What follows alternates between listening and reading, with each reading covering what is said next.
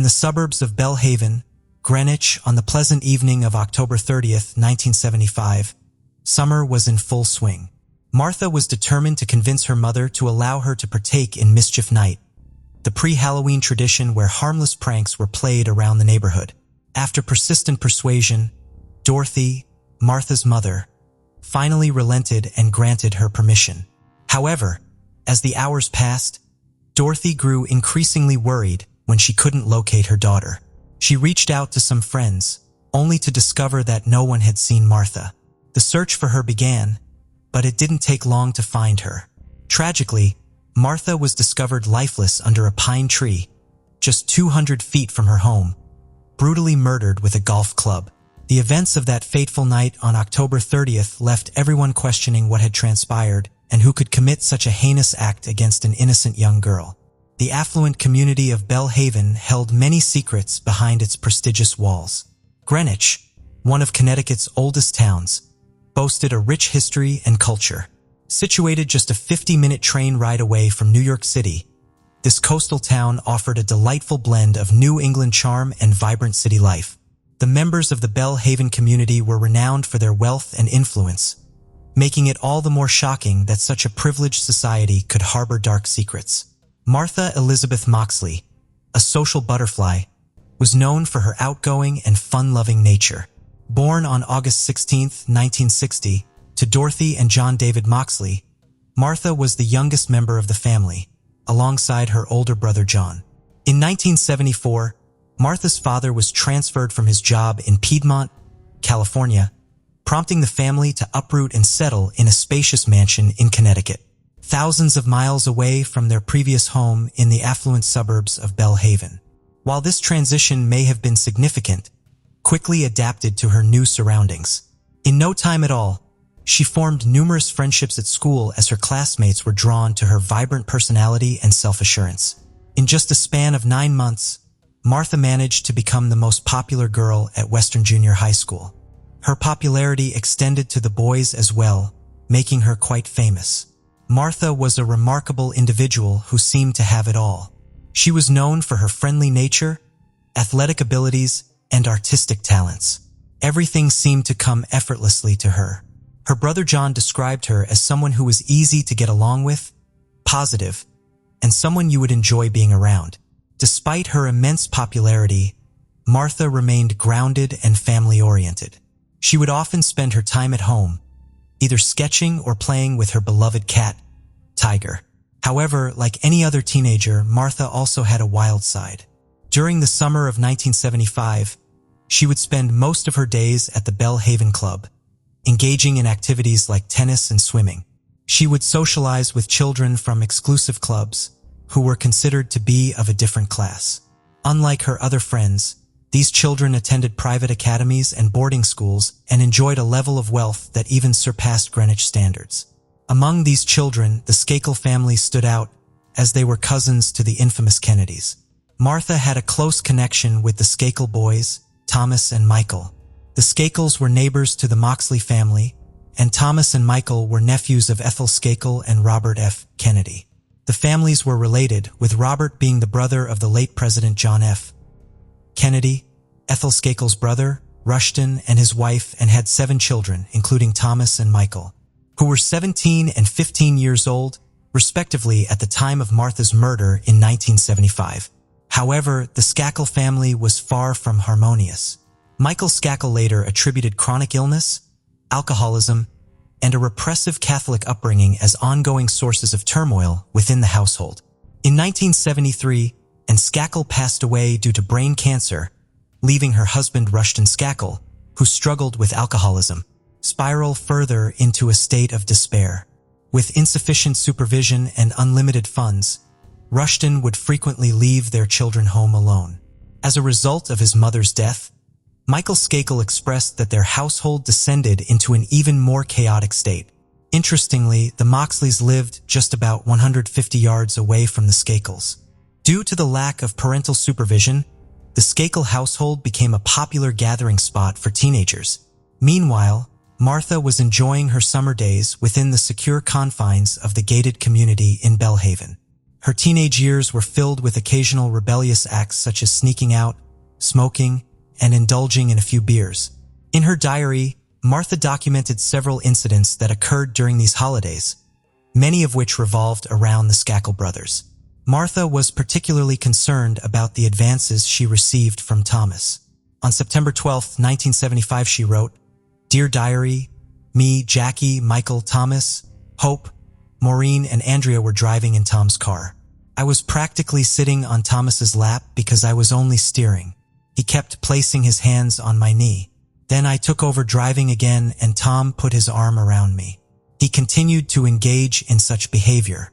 Additionally, on September 19, 1975, Martha made a note about Michael stating, "Michael was so completely out of it that he acted like a real jerk with his words and actions. He kept insisting that I was leading Tom on, even though I only see him as a friend. I told him, well, what about you and Jackie? You keep saying you don't like her, yet you're all over her. He fails to understand that he can be kind to her without being overly affectionate." It was evident that Martha had conflicting emotions about the Skakel brothers and often questioned whether she should continue spending time at their place. The uncertainty regarding her own safety and comfort weighed heavily on her mind. However, no one could have anticipated the events that would unfold next. On the 30th of October in 1975, the mischief hour commenced. Martha made every effort to persuade her mother to allow her to go out with her friends. Martha's father, John, was away on a business trip, leaving her with the opportunity to employ various tactics to gain her mother's approval. After persistent pleading, Dorothy finally succumbed to her daughter's request and granted her permission to go out for the night. Belle Haven, the community they resided in, was known for its high level of security. Every individual entering or leaving the area was thoroughly inspected, making it highly improbable for any crimes to occur within such a safe locality. Martha ventured out with her friends Jackie, Jeffrey, and Helen, heading towards the Skakels' residence where they were scheduled to meet with their Kennedy cousins. As the night progressed, midnight approached. Dorothy was accustomed to her daughter occasionally missing her curfew, so her concern did not arise until 2:00 a.m. Initially, she assumed that Martha might have stayed over at her friend's house. In an attempt to locate her, Dorothy contacted Martha's best friend Sheila, only to discover that she had not seen Martha since 9:30 p.m., around the same time when all the children had returned home. By 3:30 a.m., Dorothy was consumed with worry and decided to reach out to their neighbor, Thomas Skakel, who provided the same response as Sheila. At 3:35 a.m., Dorothy reluctantly gave up and contacted the police for assistance. The local Greenwich officers promptly arrived at the Moxley residence. After conducting a thorough search of the neighborhood alongside Dorothy, they found no signs of anything amiss. The officers reassured Dorothy and advised her to wait until morning. However, before departing, they disseminated Martha's information to nearby stations, urging them to remain vigilant for any sightings of her. Exhausted, Dorothy eventually fell asleep by the window, anxiously awaiting her daughter's return. The following morning, on October 31st, 1975, Dorothy hurriedly entered Martha's room, only to discover that her bed was empty. The authorities were once again summoned, and an unsettling sense of unease began to envelop her. She had a gut feeling that something was amiss. Dorothy refused to simply wait idly, so she made the decision to venture around the neighborhood accompanied by her son, John. The first place they decided to search was the Skakel residence. Despite living next door for 15 months, Dorothy had never set foot inside her neighbor's home. As she approached, their aggressive dog greeted her, leaving her quite shaken. Gathering her courage, she knocked on the door, and Michael, the younger Skakel brother, promptly answered. Dorothy inquired about Martha's whereabouts, but Michael informed her that Martha was not present and appeared to be in poor health. In fact, Dorothy suspected he might be hungover. Undeterred, Dorothy was determined to find some clue. She requested permission to inspect the camper parked outside, as she speculated that Martha might have fallen asleep there. However, her hopes were dashed when she discovered the camper to be empty. By this time, news of Martha's disappearance had spread throughout the community, prompting friends, neighbors, and the police to gather at Belhaven to search the premises. Shortly after noon, Martha's friend Sheila arrived at the Moxley household, trembling with fear, struggling to find the words to describe what she had just witnessed. Through tear-filled eyes, Sheila implored Martha's mother to call 911 for assistance. She revealed that something terrible had occurred, and Martha was unresponsive. Someone had attacked her, and immediate help was needed. Dorothy's companion, Jean, urged her to remain where she was while he investigated the situation. Upon reaching the scene, Jean made a horrifying discovery.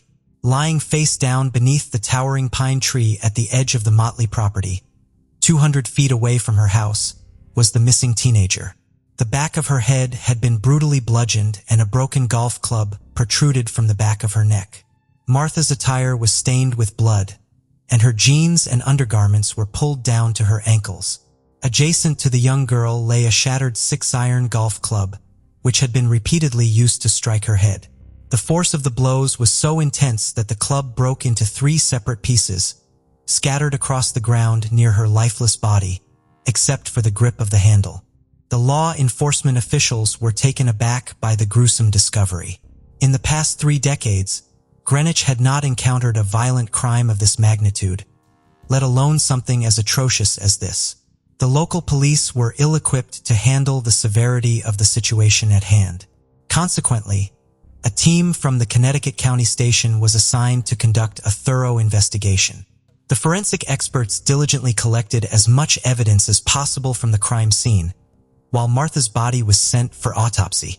The examination revealed no signs of sexual assault, with the primary cause of death being attributed to the blunt force trauma to her head.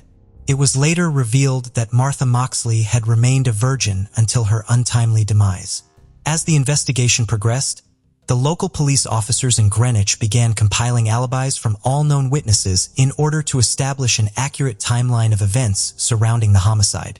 The Skakel brothers were the first individuals on their list. Both boys were interrogated on the same day, during which they provided their respective alibis for the time of the murder.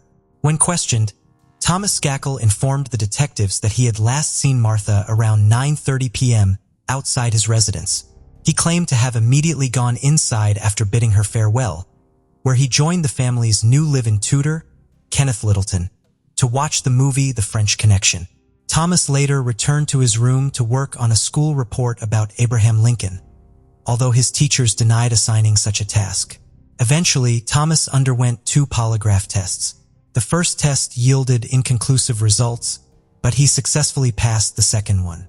Michael Skakel informed detectives that he left his residence at approximately 9:15 p.m. and drove to his cousin Jimmy's house, returning around 11 o'clock p.m. The police harbored some doubts regarding Michael's account, but lacked concrete evidence to label him as a suspect in the case. 24-year-old Kenneth Littleton was also under investigation in the autumn of 1976.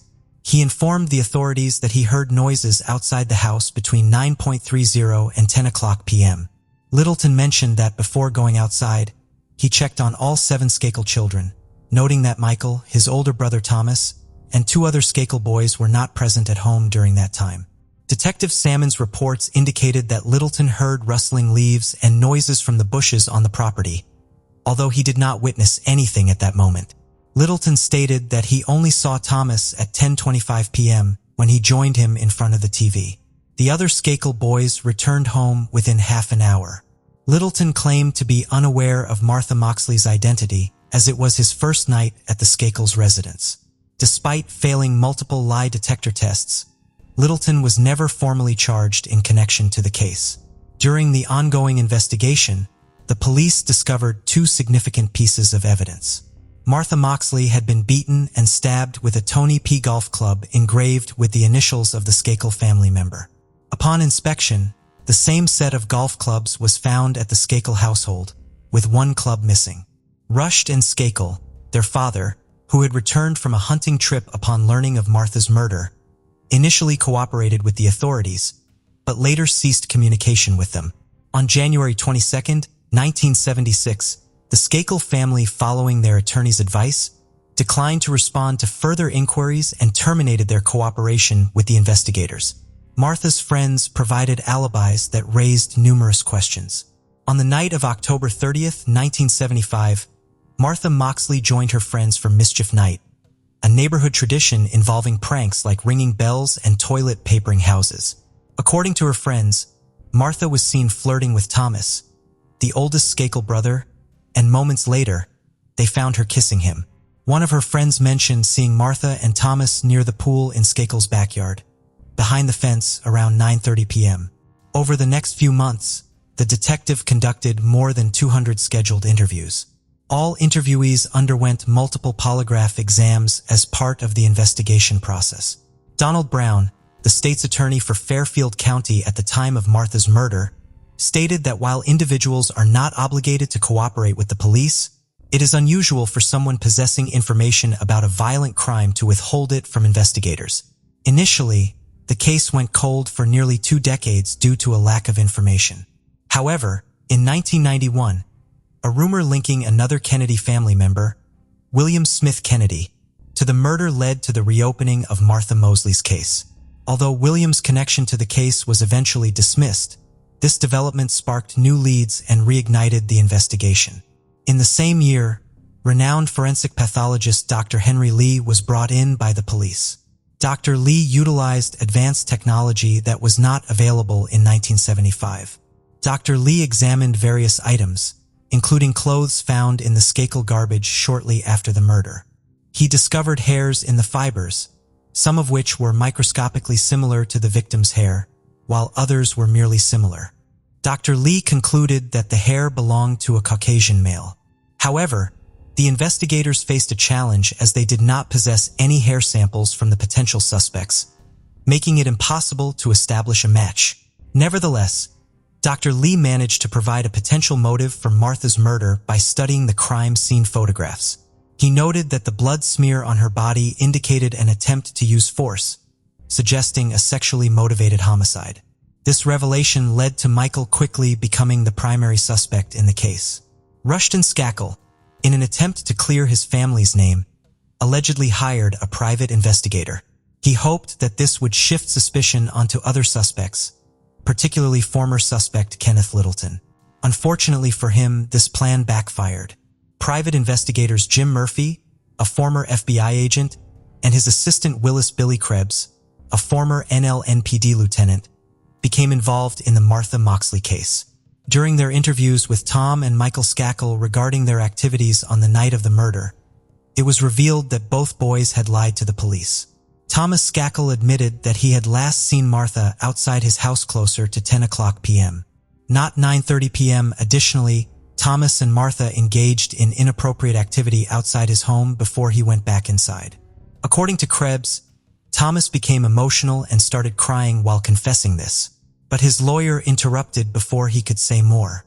Meanwhile, Michael Skakel informed the investigator that he did not go to bed upon returning home from his cousin's house around 11 o'clock p.m. Instead, he had climbed a tree outside Martha Moxley's bedroom window and engaged in inappropriate activity. Author and journalist Dominic Dunn obtained the investigator's report and passed him on to State Inspector Frank Garr, who had previously worked as a detective on the case. Despite sharing his suspicions about Michael Skakel earlier, lack of information led to dismissal. This report provided new momentum to this theory. Leonard Levitt, an investigative reporter, covered the Moxley case in 1982 and also had a similar theory about Michael. He pointed out the absence of defense wounds, suggesting that the victim knew of her attacker. Levitt believed that the repeated blows with the golf club indicated a crime of passion, implying a personal connection between the two. Levitt waited 20 years to report on Martha Moxley. The report revealed that both Thomas and Michael Skakel had made shocking admissions to the detectives. They confessed to lying to the police about their whereabouts on the night of the murder.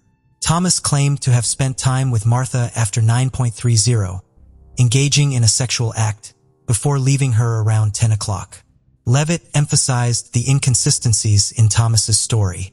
In 1998, a one-man grand jury and an investigator were tasked with reviewing Martha Moxley's case. After examining the evidence, Judge George N. Thim concluded that there were sufficient grounds to charge Michael Skakel with her murder. Michael faced trial for Martha's murder in his late 30s, finally receiving justice after nearly 2 decades. He was convicted based on circumstantial evidence presented during the 3-week trial. Investigators have found a piece of the golf club, a 6-iron from a set that had belonged to Michael's mother. However, prosecutors lacked direct physical evidence linking Michael to the murder case. He insisted he was far away from the crime scene at his cousin's house, watching Monty Python's Flying Circus. Nevertheless, jurors later stated they were swayed by his incriminating statements and erratic behavior. Several former classmates of Skanko testified during the trial. While at Elon School, a facility for troubled youths, Michael reportedly confessed to them about Martha's murder. One former schoolmate, Gregory Coleman, testified in a pretrial hearing in June 2000 that Skakel had told him, "I'm going to get away with murder. I am a Kennedy." Coleman also mentioned that Michael had claimed he tried to make advances towards a girl who did not reciprocate, leading him to commit the crime. However, Coleman passed away in August 2001 due to a heroin overdose and did not testify during Michael's murder trial in 2002. Michael had a troubled past, with rumors circulating about his time at Elon School. Despite the school owner's denial of any confession, numerous witnesses supported the claim. 2 former classmates from Elon School, including John D. Higgins, came forward as witnesses during the trial. Higgins described Michael's confession as tearful, dazed, and fragmented, with Michael only recalling bits and pieces of the crime. Gregory Coleman, the other witness, stated that Michael confidently declared he would escape punishment for Martha's murder due to his family name. Following Michael Skakel's imprisonment in August 2002, his cousin, Robert Kennedy Jr., became a staunch advocate for him. Kennedy firmly believed that his cousin was innocent and being falsely implicated for political reasons. In his interview with CBS 48 Hours, Kennedy expressed his certainty, saying, "I know Michael Skakel and I know he didn't commit this crime." In 1997, Michael Skakel collaborated with ghostwriter Richard Hoffman to write his autobiography titled Dead Man Talking. A Kennedy cousin comes clean during the trial. A particular recording played proved to be highly incriminating. Michael admitted that on the night of Martha's murder, he was intoxicated, had consumed marijuana, and experienced inappropriate urges. When Dorothy Moxley arrived at his door the next morning, Skakel panicked. He confessed on the recording, "I was still under the influence from the previous night, a bit intoxicated and worried if he had been seen." Michael claimed he was concerned about being caught by anyone from the Moxley household. Prosecutors argued that Michael's reference to engaging in inappropriate acts was actually him admitting to beating Martha with a golf club. Michael's defense countered by highlighting the lack of physical evidence against him in presenting an alibi for the time of Martha's murder. Nevertheless, the prosecution portrayed Michael as a jealous teenager during the trial. They argued that his rejection by Martha, combined with his drug and alcohol use and access to the murder weapon, led him to act on his violent thoughts. On June 7, 2002, the jury delivered a guilty verdict, resulting in Skakel's sentencing to 20 years to life in prison. The jury and state superior court revealed their decision just after 10:30 a.m. following the commencement of its 4th day of deliberations. Russian Skakel seemed almost shocked as the foreman declared the verdict in the crowded, silent courtroom. The public celebrated the justice served. This case was one of the most intricate and sorrowful in the Northeast, enveloped in a whirlwind of affluence and fame. The 27 years of torment finally came to an end for the Moxley family. Outside the courthouse, Mrs. Moxley confronted a large crowd of reporters and television crews. Through tears, she mentioned that she had prayed before entering the court. "My prayer began with, 'Dear Lord, once again today, just like I have been doing for 27 years. I prayed that I could attain justice for Martha,' she expressed. This entire ordeal was about Martha," she continued. "Today belongs to Martha. This is truly Martha's day." While Michael was incarcerated, his legal team and supporters fought for the annulment of his conviction. 4 appeals were submitted, all of which were rejected. Then, on October 23, 2013, Michael was granted a new trial due to the inadequate representation provided by his defense attorney, Mickey Sherman. Consequently, Skakel was released on $1.2 million bail on November 21, 2013. Prosecutors strived to reinstate Skakel's conviction. They eventually succeeded in December 2016, when the Connecticut Supreme Court ruled with a 4-3 decision, affirming the validity of his representation. However, the case did not conclude there. In May 2018, the court overturned its ruling with another 4-3 decision, determining that Michael's attorney, Mickey Sherman, failed to present evidence of Michael's alibi during the initial trial. Prosecutors still retain the option to retry Michael, although they will likely encounter challenges due to deceased witnesses and other issues.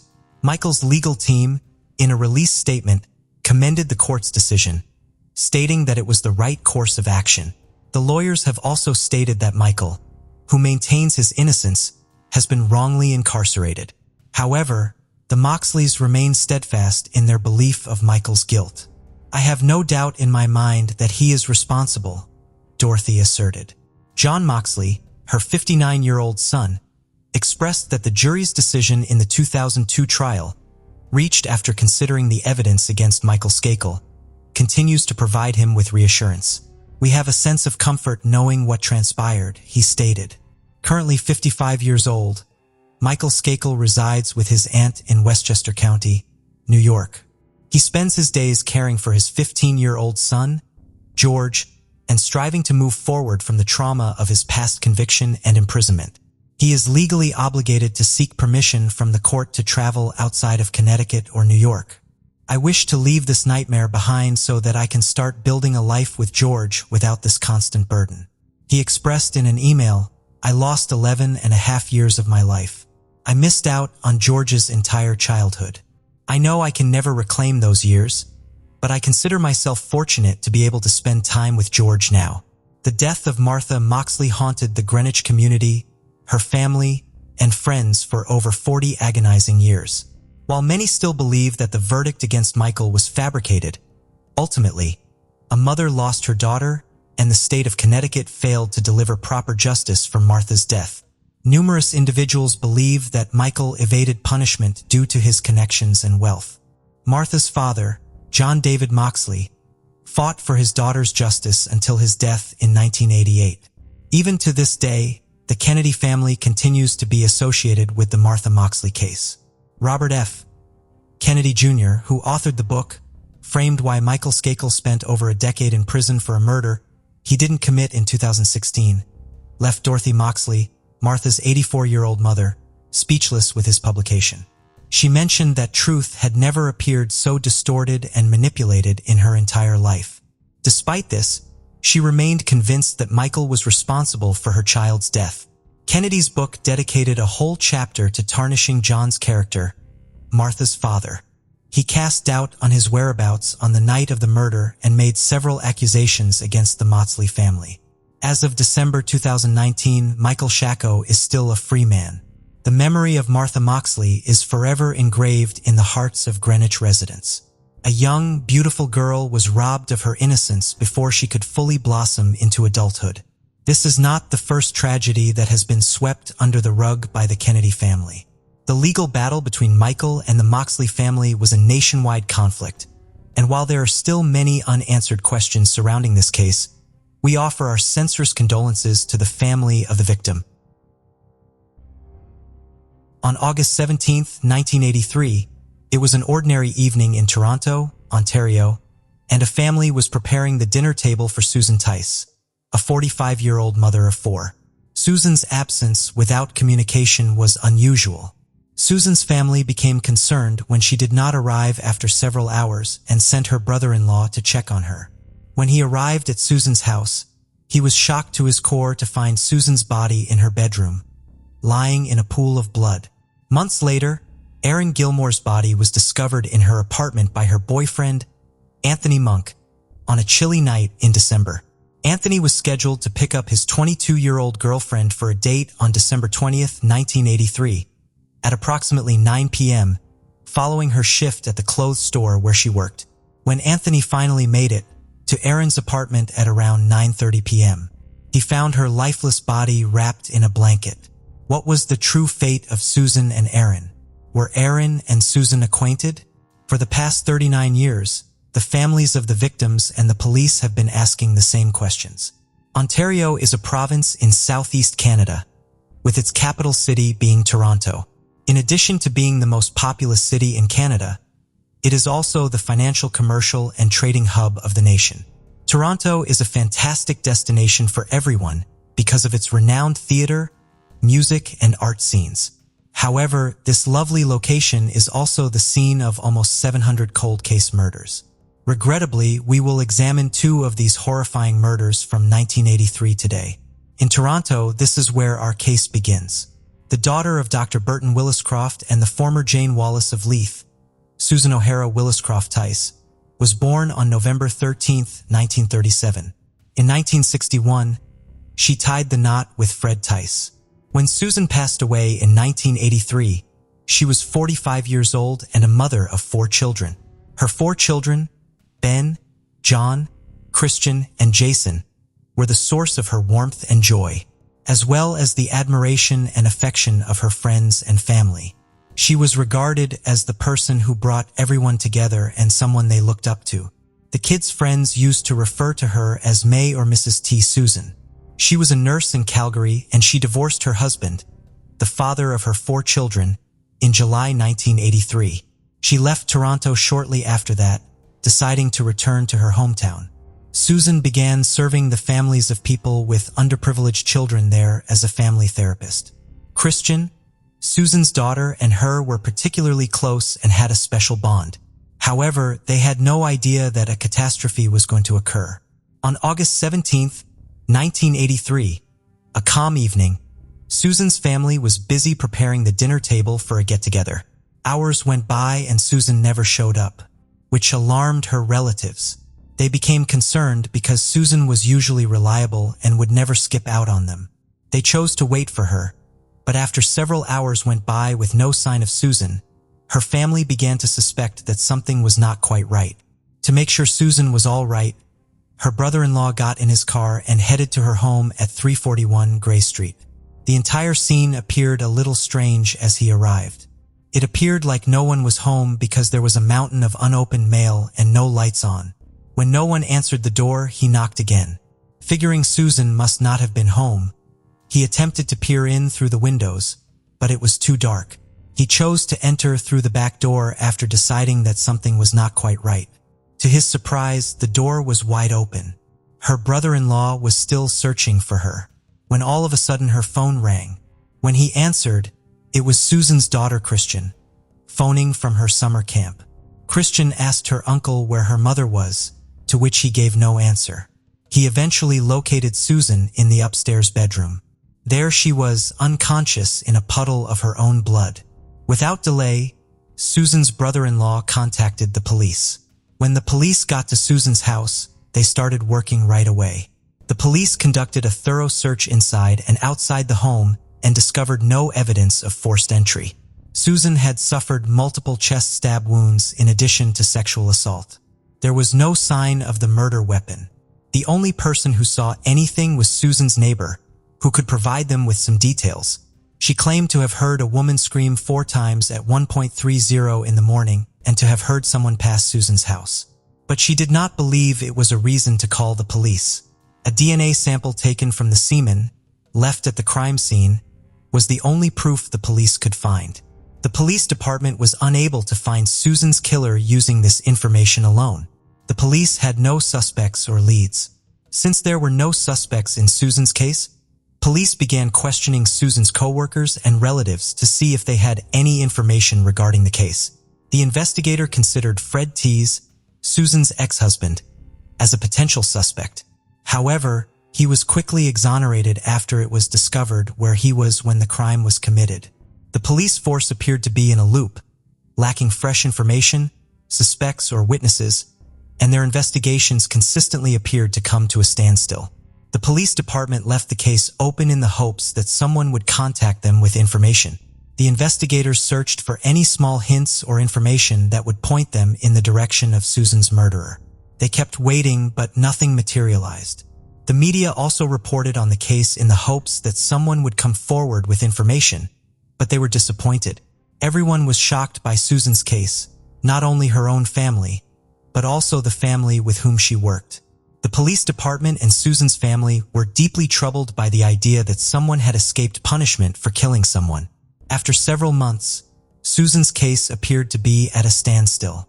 Her case file was added to the long list of unresolved cold cases that would eventually be forgotten. Regretfully, Susan's family was left in the dark and uninformed. Susan Tice was laid to rest in Grey County, Ontario, Canada's Leith United Church Cemetery, the daughter of David and Anna Gilmore. Erin Harrison Gilmore was born on February 3, 1961.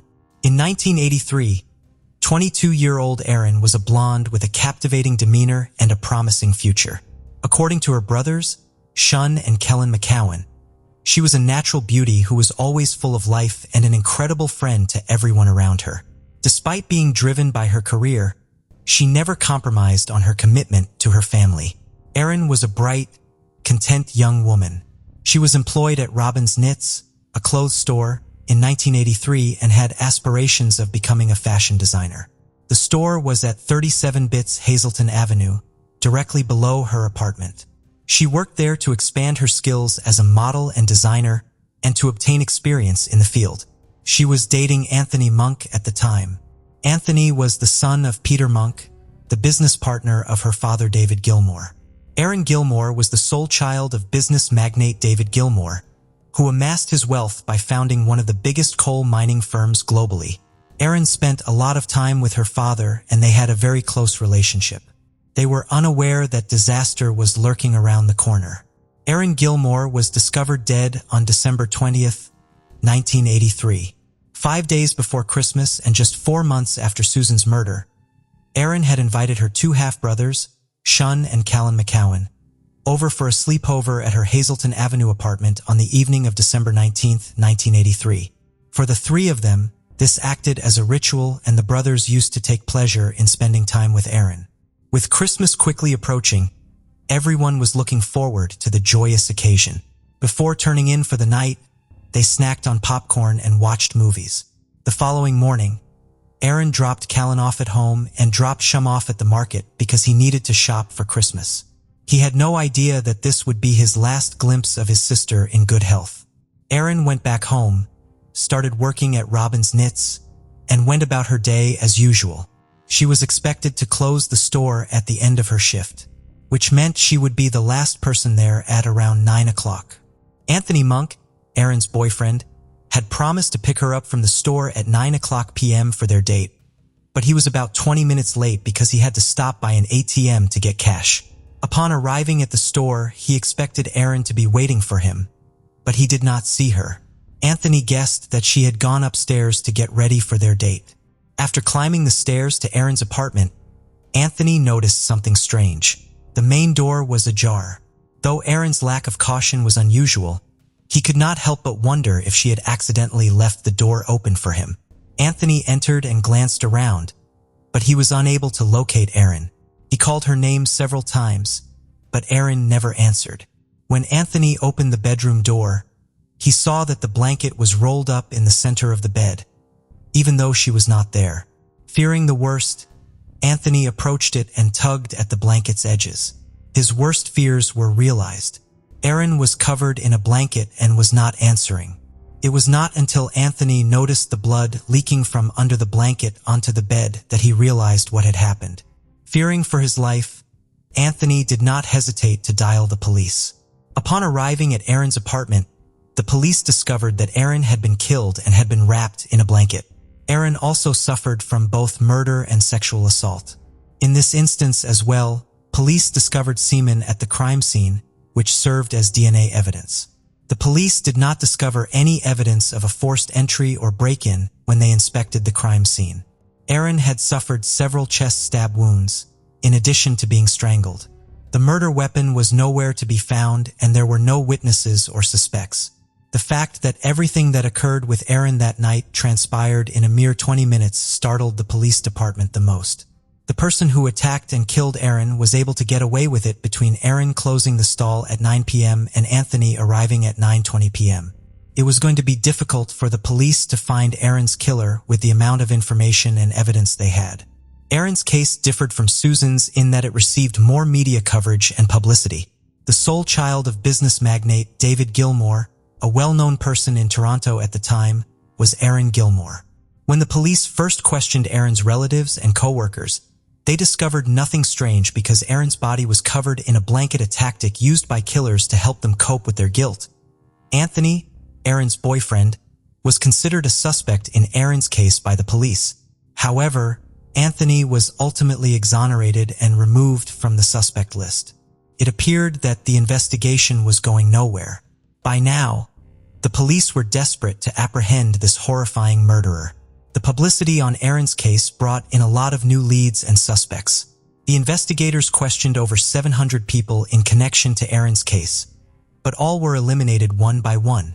Due to the lack of evidence or any proof, the police were unable to find a potential suspect. Going around in circles, Aaron's case also went cold. Although the police found the similarities unsettling, they did not initially link Susan and Aaron's cases together. The police did not find a connection between these two cases until 2000. The police deduced that the same individual killed and assaulted Susan and Aaron by using cutting-edge DNA testing technology. The investigators discovered a perfect match between the DNA samples taken from the two crime scenes after analyzing the samples. The Canadian DNA database contained no additional matches, despite the fact that the two DNA samples matched exactly. This led to a number of new inquiries. The police department was now interested in learning if this unidentified man had committed any other crimes in the 1980s, if he had committed any prior crimes, if he had committed any since 1983, and if he was still at large. The Toronto Police Department announced in November 2008 that they would pay $50,000 to anyone with information. That would lead them to Aaron and Susan's killer. Unfortunately, not many people remembered or knew about the crime, and because it had been so long ago. Over the past few decades, there has been a notable decrease in the amount of publicity surrounding these cases. When an informant failed to surface, despite the police department's best efforts, Aaron's family contributed, and in 2012, the reward was raised to $200,000. However, not even that price was claimed. There was a group of detectives who were committed to bringing Aaron and Susan's killer to justice, even though everyone had given up on ever finding their killer. Police even received a tip suggesting that Aaron and Susan may have met their killer at the Yorkville area bars and restaurants, where they both frequented on a regular basis. Police concluded that the murderer either knew the women personally or had figured out where they lived because both were killed in their own houses without any indication of a break-in. However, this was only one of several scenarios in which the crimes could have occurred. Shun and Callan McCowan, Herring Gilmore's brothers, were in close communication with Detective Sergeant Steve Smith. Since the killings of Aaron and Susan were connected in 2000 by the police, the case has slowly advanced, but has remained among the unsolved cases. The investigators posted a call to action on YouTube in March of 2016, inviting anyone with information to come forward. Once more, this had no outcome. Though they were unaware that the police department was already working on this, Shun and Callan McCowan contacted Detective Smith later in 2020 to inquire about the possibility of using genetic genealogy to find their sister's killer. With assistance from Offram, an American company specializes in using forensic genealogy to solve unsolved murders, disappearances, and the identification of unidentified murder victims. The investigators used forensic genetic genealogy in 2019. Offram then used only the minuscule DNA strands that had been collected at the crime scenes to create a broad DNA profile using forensic-grade genome sequencing. In 2022, Toronto police used the extensive DNA profile that Offram had created to trace the DNA back to two sets of grandparents. At the time, the police were rummaging through the DNA profiles that had already been uploaded on various Canadian DNA databases in the hopes of finding a match that could point them in the direction of the killer, if not a distant relative. Thus, they deduced that the murder of Aaron and Susan had ties to one of these four individuals. The investigators wasted no time in getting to work and thoroughly searching the family tree until they found a family branch that appeared to be very likely the killers. The investigators discovered a generation of 5 brothers, thanks to this family branch. These 5 brothers were the only candidates left on the Toronto Police Department's list of potential suspects after much effort. They were fairly certain that one of these 5 brothers had murdered Aaron and Susan, but they could not identify the culprit without obtaining a DNA sample from each brother. The police department's efforts to obtain the 5 brothers were going to be difficult because they needed a court order to obtain the samples directly, and the court was not going to grant them a warrant based on the limited evidence they had. The 5 brothers' DNA samples were surreptitiously obtained by the Toronto Police Department using beer cans, glasses, and other items. 4 of the brothers' DNA samples were successfully obtained, but the 5th sample eluded them. Joseph George Sutherland was the 5th brother. After testing every DNA sample they had gathered, the investigators were able to rule out each of the 4 brothers as the murderer one at a time. Even though they were now certain that Joseph was the murderer, they still required a sample of his DNA to support their claims. Using the samples they had taken from the other 4 brothers, the Toronto Police Department then devised a plan. The detectives requested a warrant, reasoning that since the 5th brother was most likely the one who killed Susan and Aaron, all the other brothers had been ruled out as suspects. The judge granted the request and gave the detectives a warrant so they could ask Joseph Sutherland for a DNA sample after considering the research, the investigation, and the detectives' progress in the case. They all raced to Moosonee, Ontario, where Joseph resided at the time, to take a sample of his DNA. The detectives exhaled with relief upon receiving the results. They have finally found their man. The DNA sample recovered from the crime scenes of Susan and Aaron exactly matched Joseph's sample. After suffering for nearly 40 years, the murderer of Susan and Aaron now had a name and a face.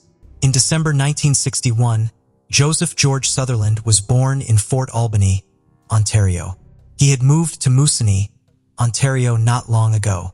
Joseph went to Humber College in Tobicoke, Ontario, a Northern Lights secondary school in Moosonee, Ontario. He had been leading a modest life in Moosonee, about 850 kilometers north of Toronto, for the entire time. He used social media to communicate frequently. He was charged with killing Susan Tice and Aaron Gilmore, as well as sexually abusing them. If Joseph was the murderer after all, he was only 21 years old when he killed Aaron and Susan. Joseph Sutherland, then 61 years old, was taken into custody by the police on November 25, 2022, after they showed up at his Moosonee home on November 24, 2022.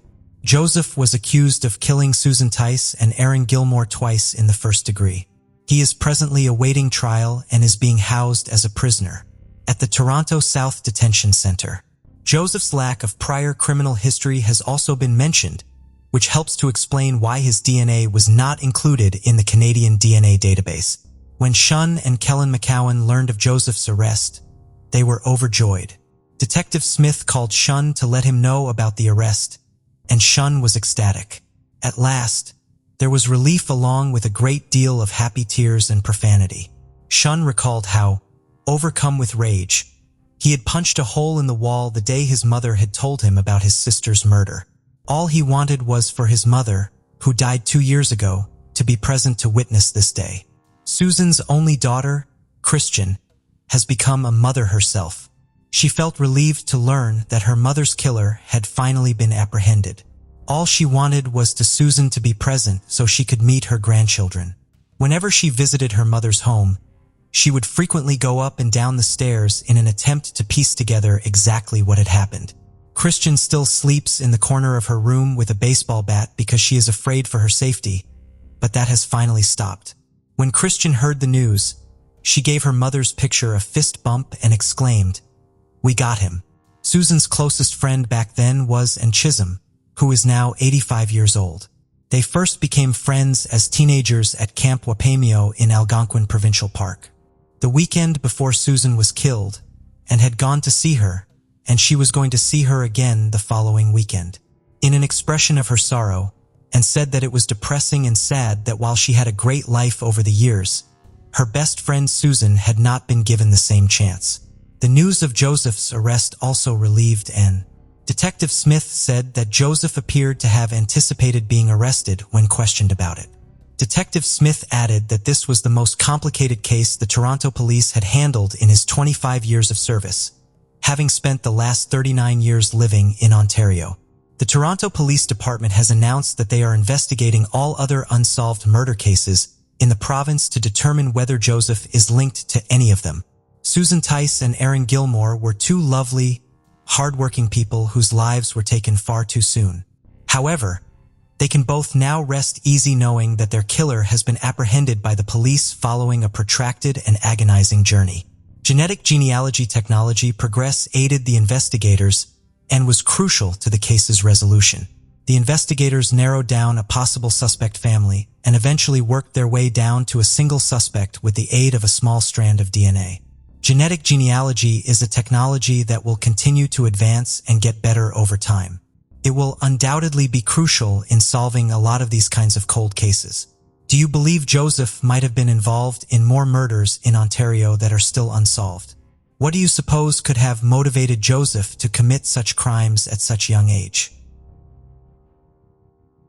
A 39-year-old woman known only as Jane Doe was getting ready for bed alone in her Charlotte, North Carolina, home on Friday, June 17, 1994.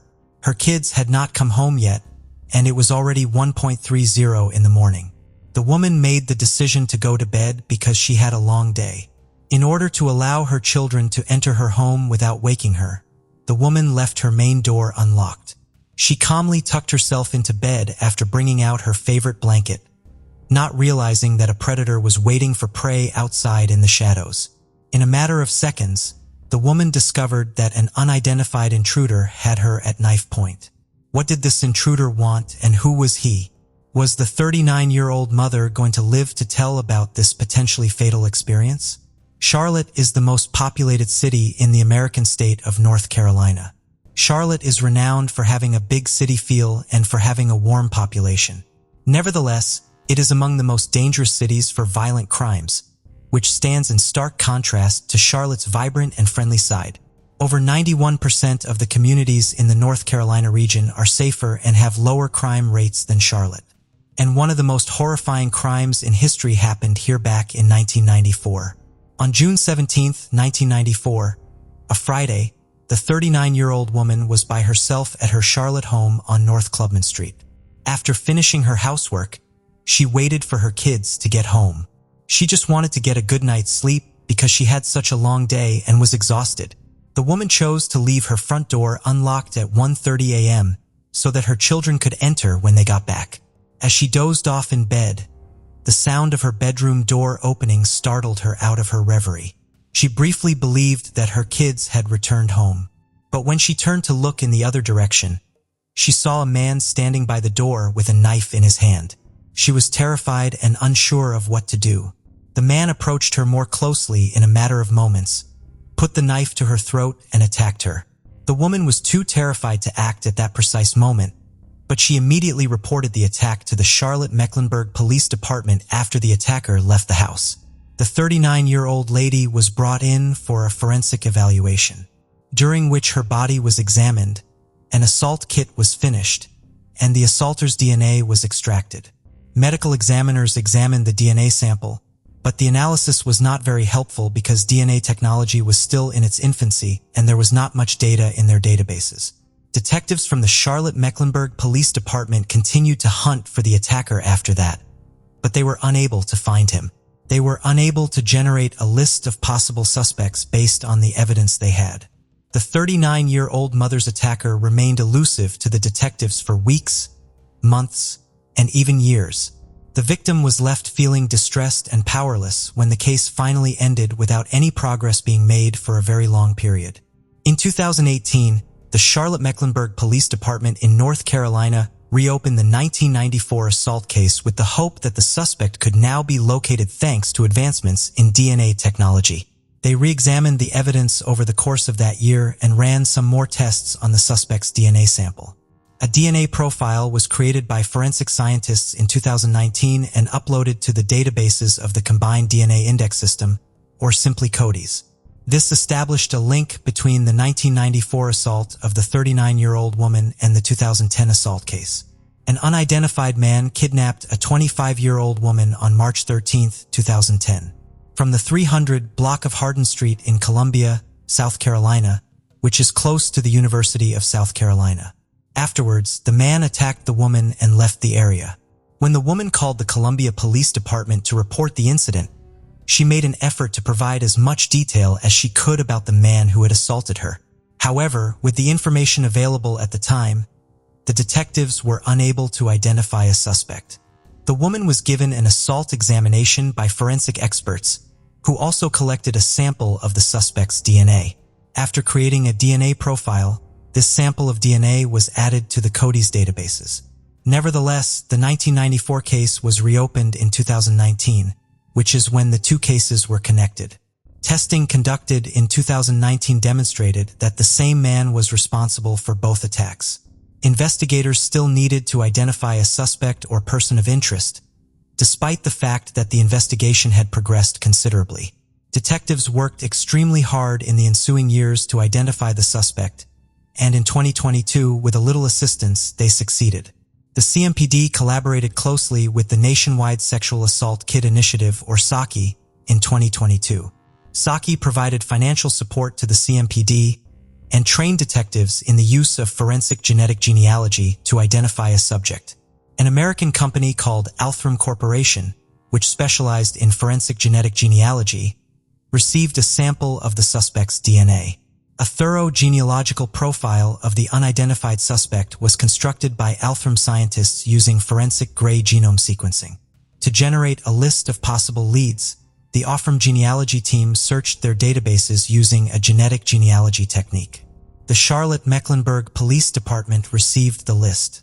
James Wayne Ingersoll, 50, was quickly marked as a person of interest by detectives after they thoroughly examined every individual on the list, running background checks and looking through criminal records. James was living in Concord, North Carolina, after being fired from his job in Columbia. When the detective knocked on his door and demanded a sample of James' DNA. After being gathered, a sample was submitted to the Charlotte-Mecklenburg Crime Laboratory for additional analysis and comparison. The outcomes of these analyses showed that the DNA samples taken from James and the samples from the 1994 and 2010 attacks matched exactly. The suspect for the assaults on the 39-year-old mother in Charlotte and the 25-year-old woman in Columbia has been identified as James Wayne Ingersoll by the CMPD's Crime Lab and Cold Case Unit after years of intensive forensic testing and evidence examination. Based on his criminal history, James was looked into for a peeping incident in 1995 and entered a guilty plea to assault on a female in 1999, but the latter case was dropped. James' arrest warrant was obtained by Special Victims Unit investigators with the Columbia Police Department, and on Thursday, May 4, 2023, the 50-year-old suspect was taken into custody by the Concord, North Carolina, Police Department, CMPD, and the South Carolina Law Enforcement Division, SLEV. James' arrest was reported to both of his victims. Were relieved that their attacker would now have to pay for his crimes after eluding the law for almost 30 years. As a member of the detective team working on the 1994 cold case, Sergeant Darrell Price executed James' arrest in concert with other detectives from his department. He claimed that James was not surprised in the slightest by the arrest. Sergeant Darrell believed that James knew he was being sought by the police when CMPD caught him, and that James had been tipped off by some individuals who had seen the department's public assistance request. Surgeon Darrell Price had spent 13 years as an employee of the CMPD Cold Case Unit. Only 6 weeks away from retirement after 42 years in law enforcement, he was pleased to have contributed to the resolution of one of his final cases. Olivia H. Skip Holbrook, the chief of police in Columbia, South Carolina, declared that James Wayne Ingersoll would face charges of first-degree criminal sexual conduct and kidnapping. James would also be charged in Mecklenburg County Superior Court with first-degree assault and burglary. Currently housed in the Mecklenburg County Detention Center, Ingersoll's bond has been set at $600,000 by a North Carolina judge. The detectives are currently working to get an extradition warrant from the governor's office so that James can be charged in Columbia, because he has refused to wait extradition. The investigation is still active and ongoing into both of these cases in order to find more evidence that connects James to these crimes. The Columbia and Charlotte-Mecklenburg police departments had asked anyone with more information about the case to come forward.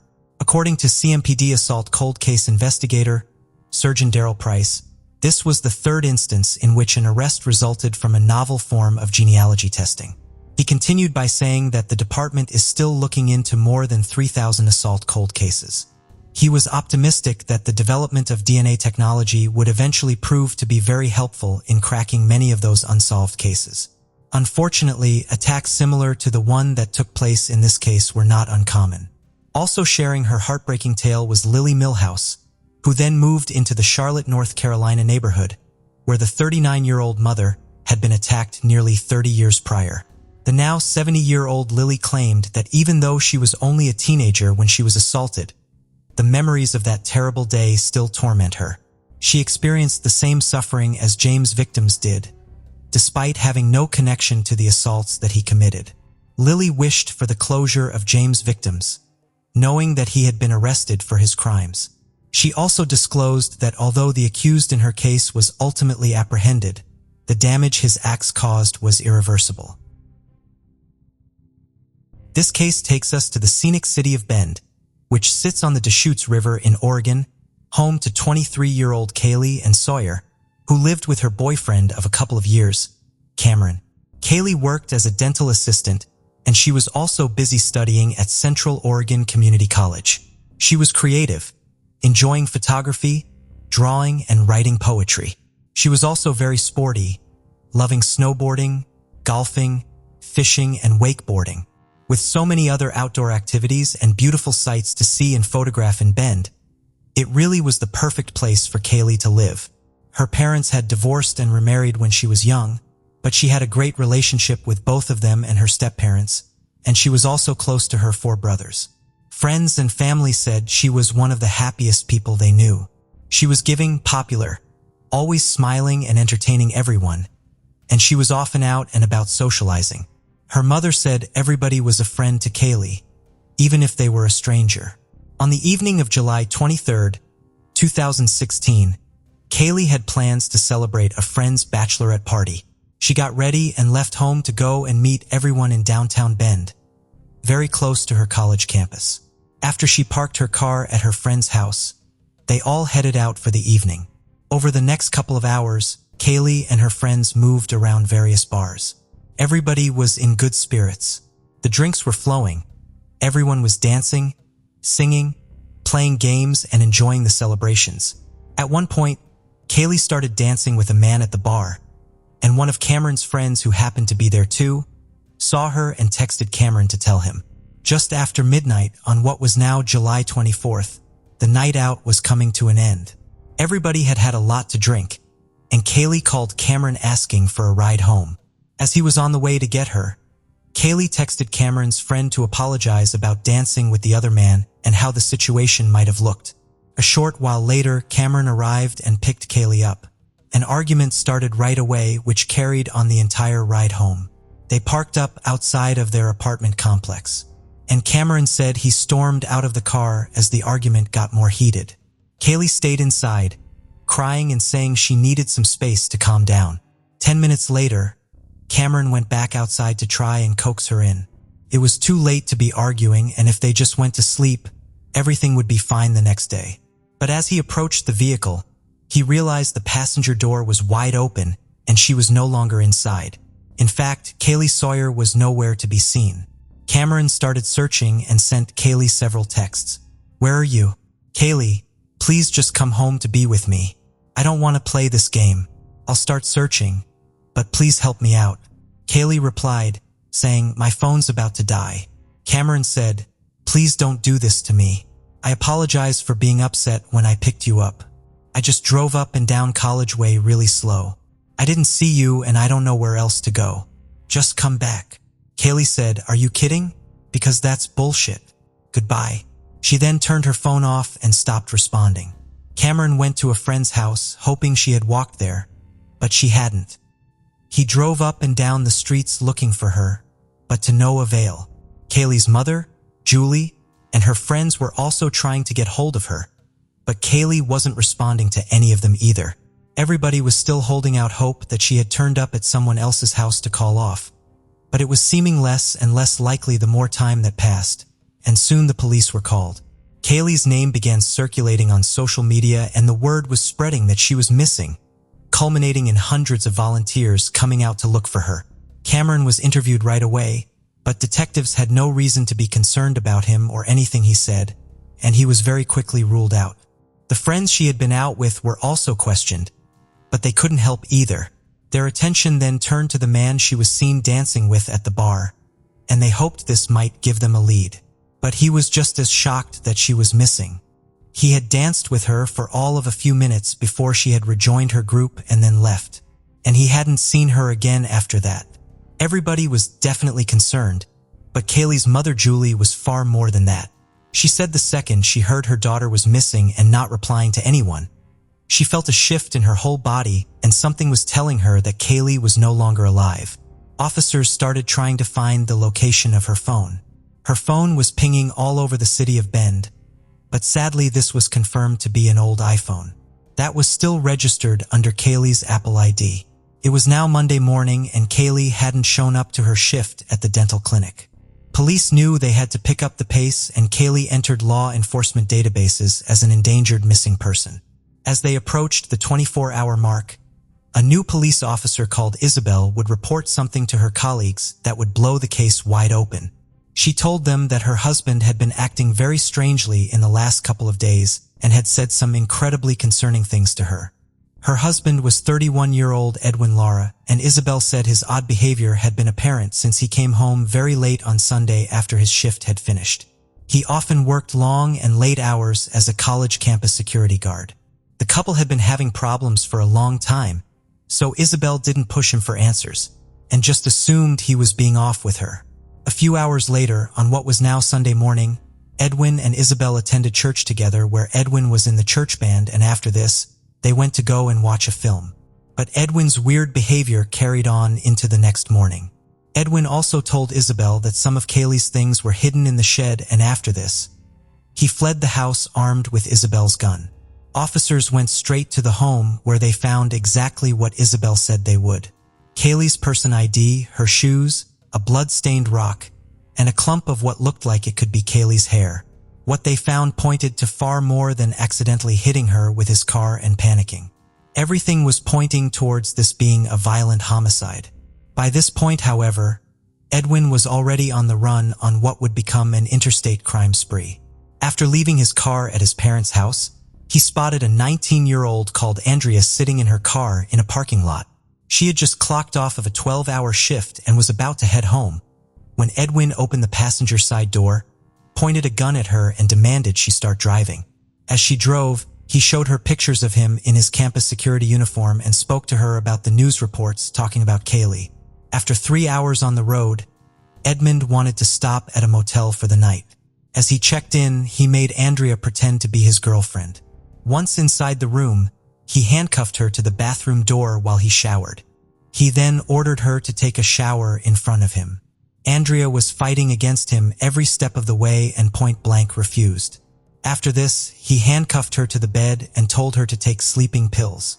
In this very moment, the alarm on her phone went off, and thinking on her feet, Andrea lied, telling Edwin she had an STD and the alarm was to remind her to take her medication. She hoped that this would stop him from sexually assaulting her. And fortunately, her plan worked. Edwin, who was becoming more paranoid by the minute, then decided to leave the motel at 1:30 in the morning. The pair carried on driving until 5 a.m. before stopping at another motel. He walked over to a 73-year-old man near his vehicle and tried to take it before shooting him in the stomach. He didn't get the car. Unfortunately, the man survived. Edwin then fled with Andrea on foot to a nearby gas station, where he carjacked a 76-year-old woman. The woman and her 2 young grandsons were inside the car.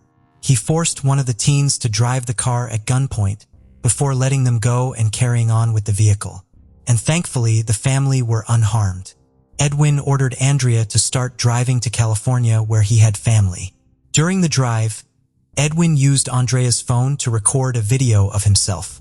He made her post it to Facebook, titling it "Murderer on the Loose." Edwin called his family to tell them what was going on, and at 6:40 a.m. he called 911, telling them who he was and what he was wanted for. A California Highway Patrol officer saw the car speeding on the interstate and tried to pull it over. The chase reached more than 100 miles per hour before Edwin was eventually pulled over. Before he was arrested, he recorded himself saying, I know this is being recorded and I just want to say to the family of Kaylee that, I'm sorry. I'm sorry for what I did, and in time I will tell them where the body is." He then handed the phone over to Andrea and the police placed him in handcuffs. 19-year-old Andrea was also arrested, but when they realized that she too was another innocent victim, she was released. When Edwin was taken into custody, he told the officers the same story he had told Isabel, that he had accidentally hit her with his car, but said that he had then strangled her when she wouldn't stop screaming, something which everybody agreed made no sense at all. After this, the detective told him that it was for the best that he come clean, as he would only have to answer to God and repent his sins. Everyone who knew Edwin said he was devout in his religion and that it was one of the most important things to him. So the detective decided to use this knowledge to hopefully get a confession. Edwin finally started to tell the truth. Kaylee had left Cameron's car and walked out into the night, and when Edwin saw her, started following her in his patrol car. The conversation between the pair, if there indeed was any conversation at all, remains unknown. But somehow, Kaylee ended up in the back of the car and Edwin started driving. Police and Kaylee's family believed that Edwin had offered her a lift, and she had accepted under the assumption that she would be safe with a security guard in the patrol car. Students leaving clubs or bars often received rides home from the campus security, so this would likely not have been unusual or alarming. But as soon as Kaylee got in, she was trapped.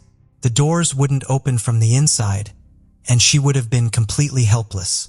It wasn't long before Edwin started demanding that she have sex with him, and when she refused, he strangled her until she was unconscious.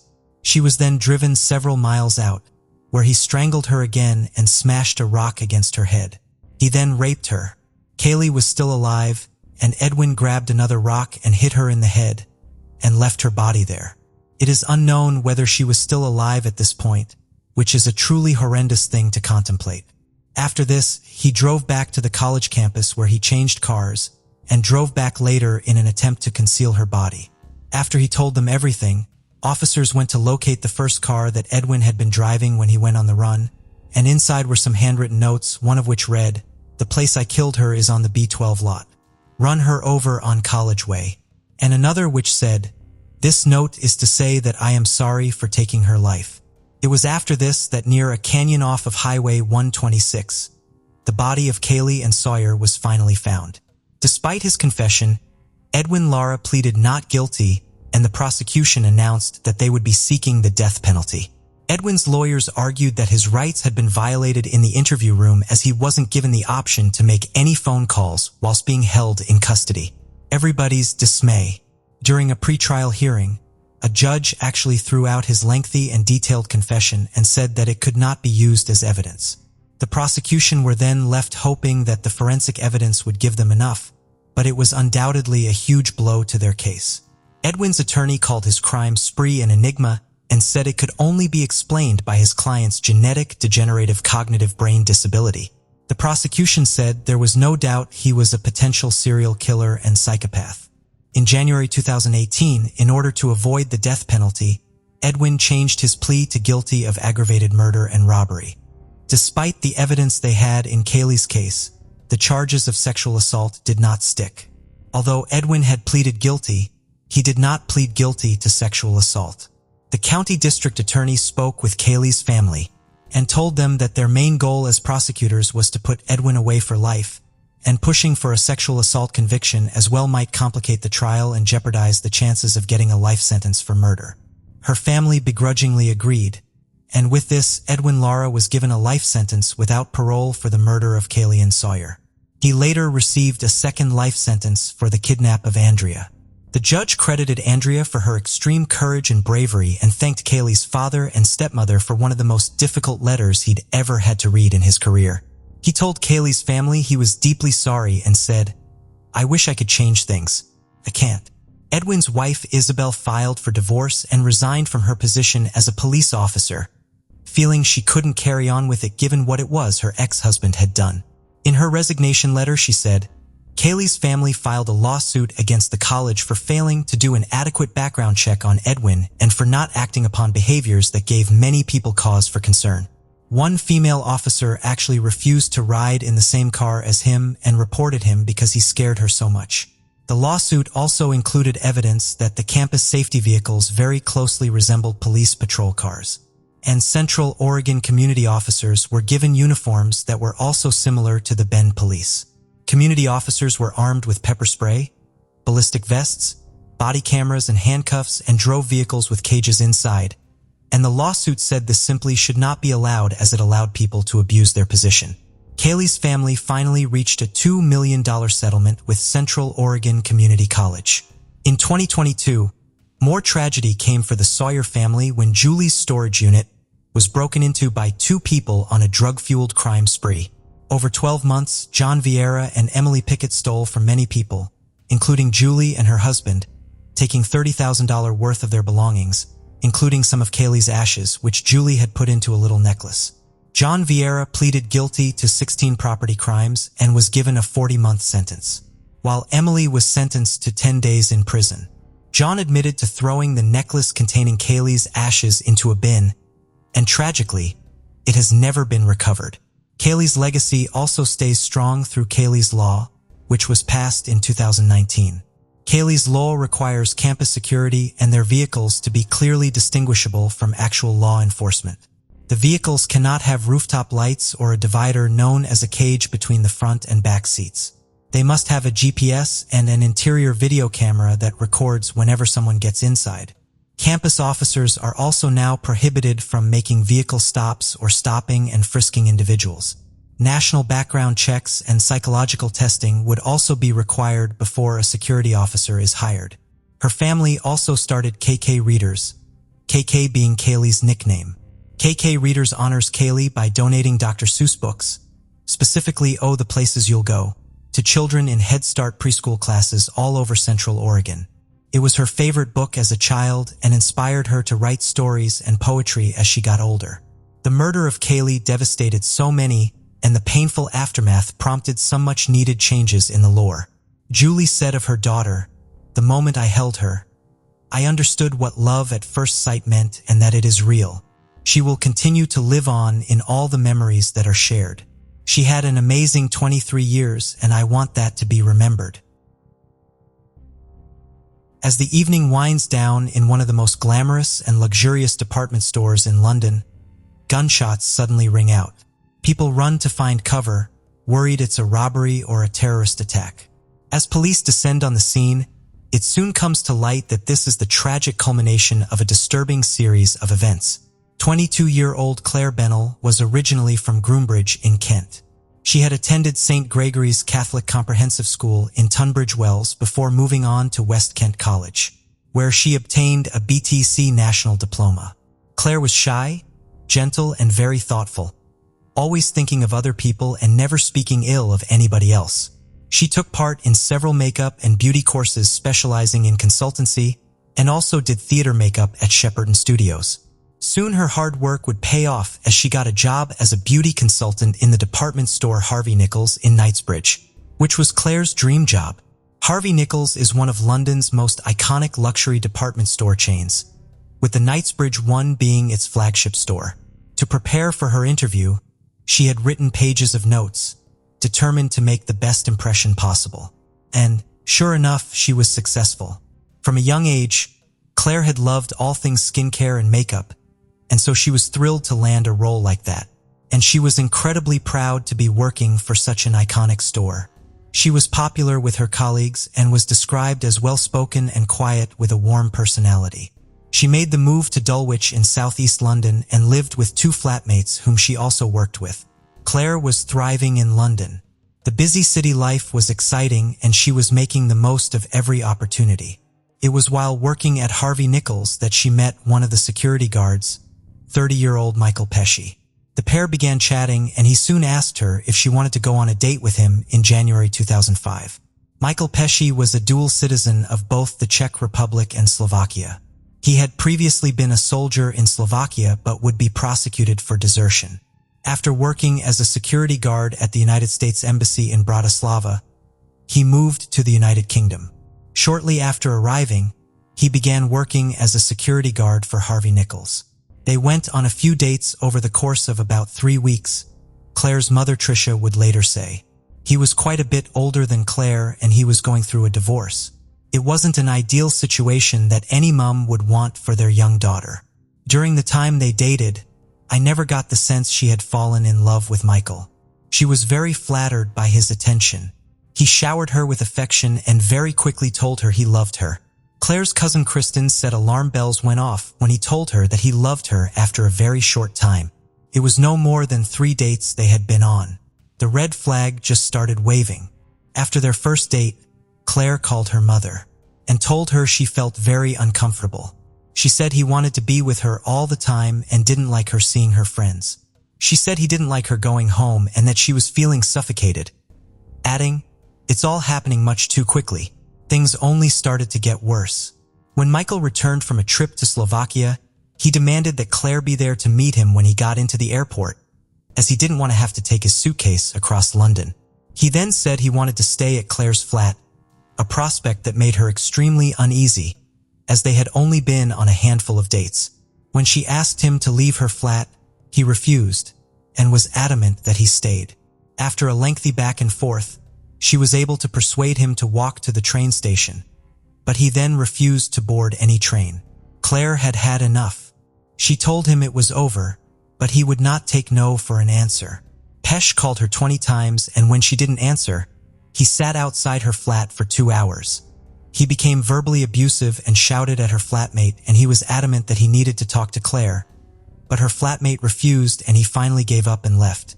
The following day, he followed her home with a huge bouquet of flowers. She reiterated what she had said the day before. It was over and she wasn't interested. She left the flowers on her doorstep and they stayed there all week. This was just the beginning of a terrifying campaign of harassment. His incessant phone calls and texts carried on with him, messaging her up to 50 times a day. One text read, "We are meant to be together." She would change her phone number, but he would soon find out what her new one was, and the messages started all over again.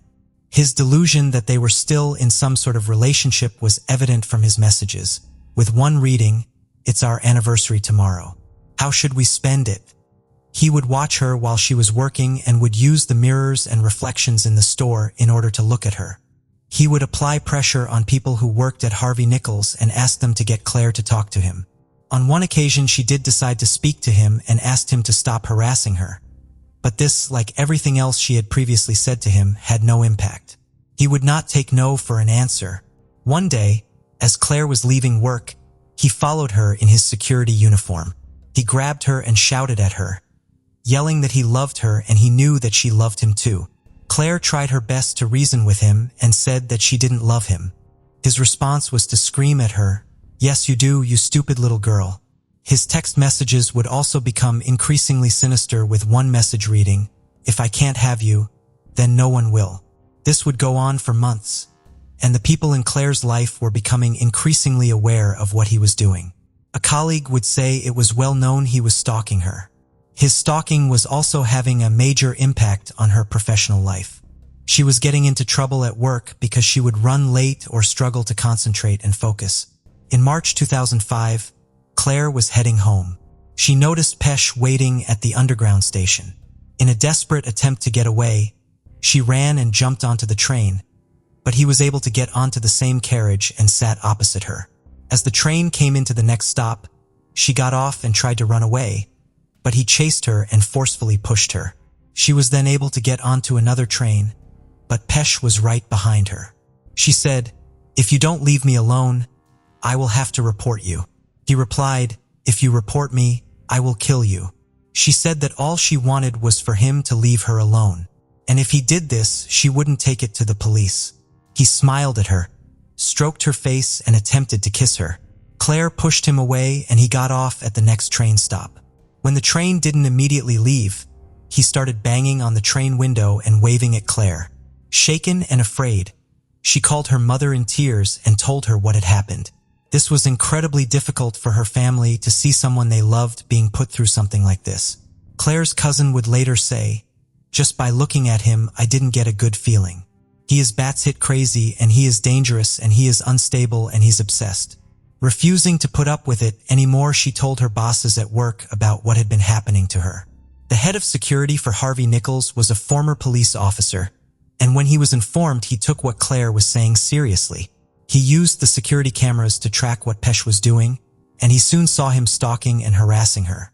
He also spoke to different members of staff and compiled a file of complaints and accounts about what he had been doing. Pesh was moved onto a different floor and put on a different rotor to her, but this still made no difference, and he would come to Claire's department constantly.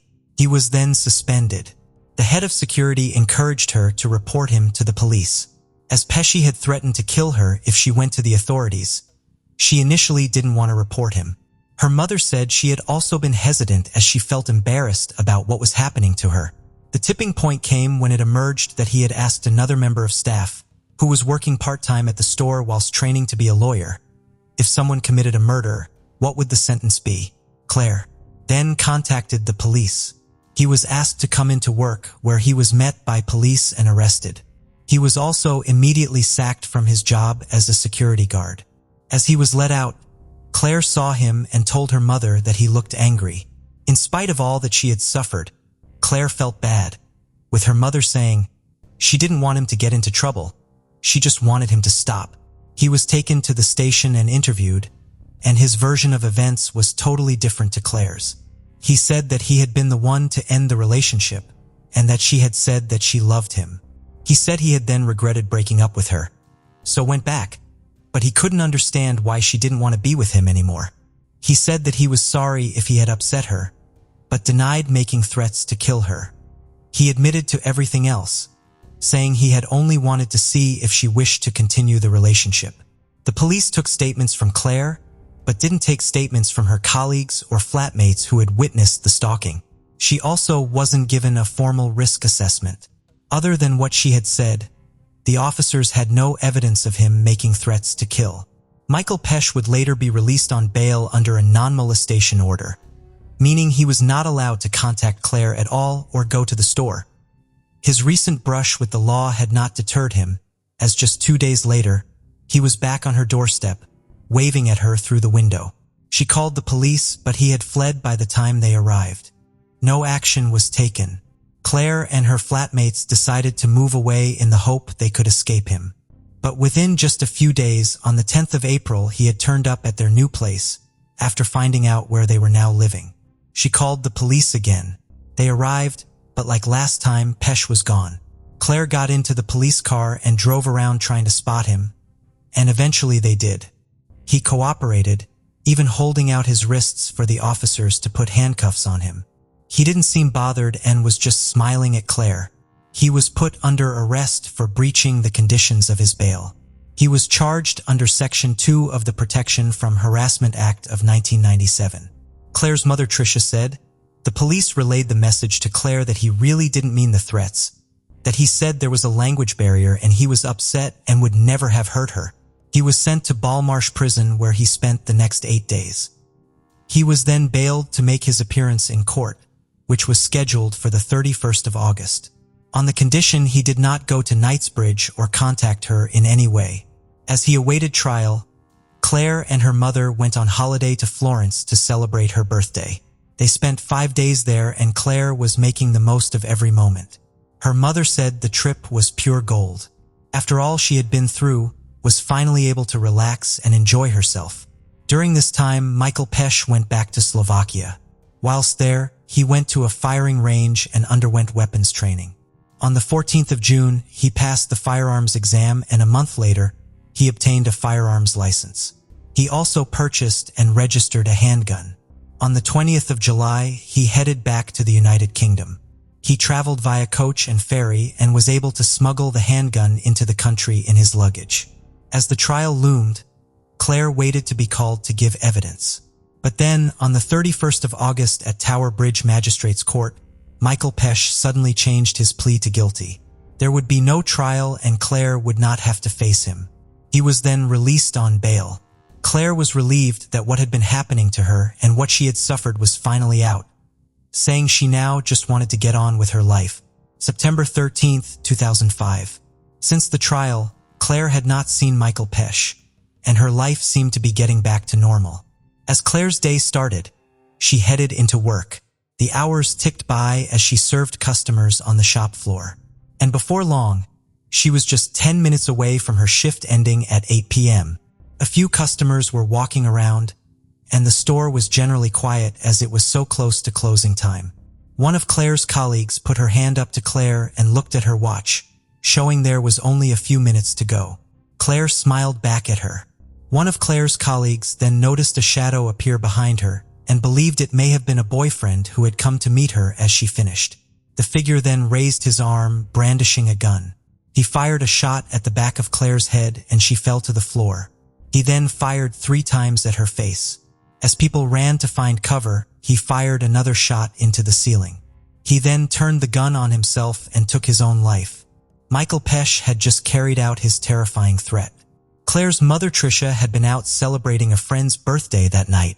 After returning home around midnight, she heard a loud banging on her front door. After opening it, she was met by 2 police officers. One of them told her they were there about her daughter. The family liaison officer then gave her the devastating news. Her daughter had been shot dead at work. Tricia knew instantly who was responsible and said, "It was Pesch, wasn't it?" The officer nodded, confirming that it was. In a statement, her mother said Claire was unaware of her own beauty, both inside and outside, and only fault Claire possessed was to see good in everybody. This trust was eventually abused, leaving us all with such unbearable grief. Her colleagues were left devastated by her murder, and they were offered counseling to help them process their trauma. As the investigations into what had happened were carried out, Pesch's flatmate found a 40-page notebook. One entry shortly before he murdered Claire detailed how he was contemplating the meaning of life, with references being made to ghosts and prophets. Also in the diary was Claire's address. He had written poetry too, and one of the poems read as follows: "From our love, all that is left is a dried-up spring, yet all we had to do was push away the stone that was blocking it. I have as many memories of you as there are in a forest trees. You are my only love, so ring me please." It was revealed that he had gained entry to Harvey Nichols by sneaking through a back door, despite having been told to stay away. He had also taken cocaine.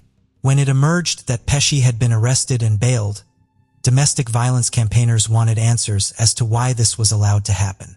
The head of the charity refuge said, "Before women get the protection they need and deserve." Few weeks later, Claire's funeral was held in Tunbridge Wells, with hundreds turning out to pay their respects and remember her. An inquest into Claire's death was held. The Westminster coroner, Dr. Paul Knapman, said that after hearing about the alleged errors by police, courts, and prosecutors, he would consider widening the inquest. The inquest heard that a risk assessment had not been done by the officers who had first interviewed Claire, and that she had not been told that he had been charged and remanded in custody. It was also revealed that a form had not been filled out which helps police establish a level of threat that someone might pose, but it was also discussed that even if the form had been filled out, as Michael Pesch had no previous convictions, he likely still would have been determined to be low risk. In 2007, the coroner ruled that the murder of Claire Bernal could not have been reasonably foreseen, but he did criticize the police for wasting time with filling out forms to provide a scapegoat. Klezma the Tricia was determined her daughter's death was not going to be in vain, and she channeled her efforts into changing the law and making stalking a criminal offense in itself. She worked with other families who had also been affected by stalking, teaming up with Carol Farrakay and Stella Moore. Carol's daughter had been stabbed to death after being stalked, and Stella's daughter had been shot also after being stalked. The 3 supported a pioneering new project, the first of its kind in Europe, called the Family Justice Center. All domestic violence or stalking victims who use the service are immediately classed as high risk before a fuller assessment can be made. The Family Justice Center works with various agencies and charities, including police and investigators, to help put victims in touch with the right people, to ensure that they have the correct support. Tricia, Stella, and Carol were also there in January of 2008 when the Family Justice Center was visited by the Home Affairs Select Committee. Together, they also helped set up protection against stalking, which amongst the many aspects of its work runs a helpline to support people impacted by stalking. Tricia said, unless you have a two-pronged approach, it won't work. They go into prison, and when they come out, it is likely they will either pursue the victim or move on to another. Simply locking them up is not going to work. It wouldn't have worked for my daughter's killer. Finally, their hard work paid off, and in 2012, new legislation was passed that made stalking a criminal offense. In 2021, Tricia was awarded an MBE for her campaigning work, and she remains an incredible victims advocate. Tricia said, Claire Bernal was a young woman cut down in the prime of her life. The impact of her death has been momentous and has led to much-needed changes in the law. It is through this tireless victims advocacy that Claire's memory will continue to live on. The caller is 19-year-old Noma Alaves Perez. Her 5-year-old daughter Dulce has vanished from a park. As police quickly descended on the scene, it would set in motion an investigation into one of the most baffling missing child cases. Dulce Maria Alaves had been born in April 2014. Her mother Noma was very young when she was born, just 14 years old, so Dulce would be looked after by Noma's mother Norma, who would eventually become Dulce's legal guardian. She was part of a close family, but her father Edgar Perez would later be deported to Mexico in 2018. Her mother said Dulce had a spunky but sweet personality, always giving hugs and kisses. She was a loving child who adored the Disney film Frozen and pretending to be a princess. Noma would go on to have another child, a little boy called Manny. Then in 2019, she was pregnant with her third. On September 16, 2019, Noma was waiting at her mother's house as her daughter and younger sister would get off the school bus at the same time. Dulce had only just started kindergarten and was settling into a new routine. When they got off the bus, Noma, Dulce, Noma's 3-year-old son Manny, and her younger sister decided to go to Bridgerton City Park. Before getting there, at around 4 p.m., they stopped in a gas station to get some ice cream. CCTV showed the family in the store. Dulce was seen wearing white trousers with butterflies and flowers on them, white sandals, and a yellow shirt with a koala on it. They then drove 5 minutes to Bridgerton City Park. After pulling into a parking space beside the basketball courts, Dulce and Manny got out and ran over towards the playground to go on the swings, roughly 30 yards away. Noma, who was 5 months pregnant, would normally take the family dog too and go to the playground with her children, but on this occasion she did not. She stayed in the car with her younger sister who was doing her homework, scratched a lottery ticket. Although they could see the park, the swings were obscured by a hill. The facts as to exactly what happened next is unclear, as it was reported that at around 4:20 p.m. Manny ran back to the car without his sister. But Noma would later say he had not ran back to the car. She said they could no longer see Manny or Dulce from the vehicle. So she and her younger sister got out of the car and went to go and look. She said they had found Manny crying with his ice cream on the floor. She asked him where his sister was, and he pointed to the buildings by the park. Initially believing she was playing hide and seek, Noma went looking, but there was no sign of her daughter. Before calling 911, Noma called her brother who lived close by and asked him to come out with the dog to see if they could find her. But there was still no sign of Dulce. She asked the children on the basketball courts if they had seen her, and she said that one of them had told her they had seen Dulce running towards the buildings and an African-American man walking near the buildings at that time. This differed from what another girl at the basketball courts had said. She said she had seen what appeared to be a red van and a Hispanic man nearby. Noma said that she had seen 2 children in the park, alongside the children who were playing basketball. I saw 2 kids the same age as my daughter and son coming out. They were holding hands, but I didn't see no grown-up with them. They just went around the park, and then I saw the girls at the basketball court, and that's it. She then called the police. Within minutes, the police had arrived on scene. Dog handlers were also there to assist in the search with bloodhounds, and they scoured through the park and wooded areas, hoping that maybe the little girl had just wandered off or become lost. The task in front of them was huge. Bridgerton City Park sits on roughly 1,000 acres of land in Cumberland County and was just behind Bridgerton High School. In the time frame of Dulce's disappearance, Bridgerton Police Chief Michael Gamery Sr. said that around 400 vehicles had been close to or around the park during that time. There were no CCTV cameras in the playground, but the police chief said other videos had confirmed she was in the park, as it had been around 45 minutes from her going missing to the police being called. He said the scope of the investigation had widened. The FBI Child Abduction Division were also brought on board to assist local law enforcement in the investigation. The community response was huge. Volunteers from the local community used their knowledge of the area to assist in the search for the missing child. The park had not been immediately closed off, and the locals soon descended to try and help. If she had been abducted, and the abductor had walked to the playground to get her, there was a possibility of footprints being left. But when people began arriving at the park to look for her, any potential footprints have been compromised or destroyed, as would any potential tire tracks. The following day, September 17th, the police described a van they were looking for, a red vehicle with sliding doors and tinted windows. The description of the van had come from a child, meaning there was a potential for the description to not be accurate. It had now been roughly 28 hours since Dulce had last been seen, and at 10 p.m. that night, an Amber Alert was issued. An Amber Alert is issued when a child is suspected to have been abducted. It circulates a name and description of the child in question, and any details about the potential abductor. Former FBI Special Agent J.J. Claver said it would have been better to have the Amber Alert go out within hours of Dulce going missing, and not the following day, as the park was popular with people and was a place where people would go jogging and work out.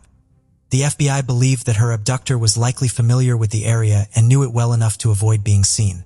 FBI Special Agent Daniel Garabint said, "The person that did this likely lived in Bridgerton, being familiar with Bridgerton or had a reason to be where they were in that park."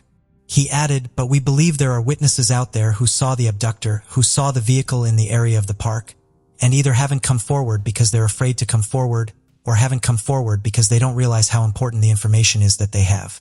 One problem faced by detectives straight away was the amount of rumors circulating on social media. Various online groups were started to circulate news and information about her case. People would join searches and go live on Facebook to bring awareness to the search efforts. On September 18th, a vigil was held, as the community came together to try and help.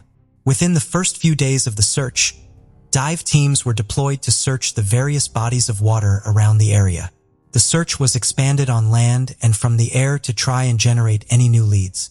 Bloodhounds were being used to try and find any scent of her.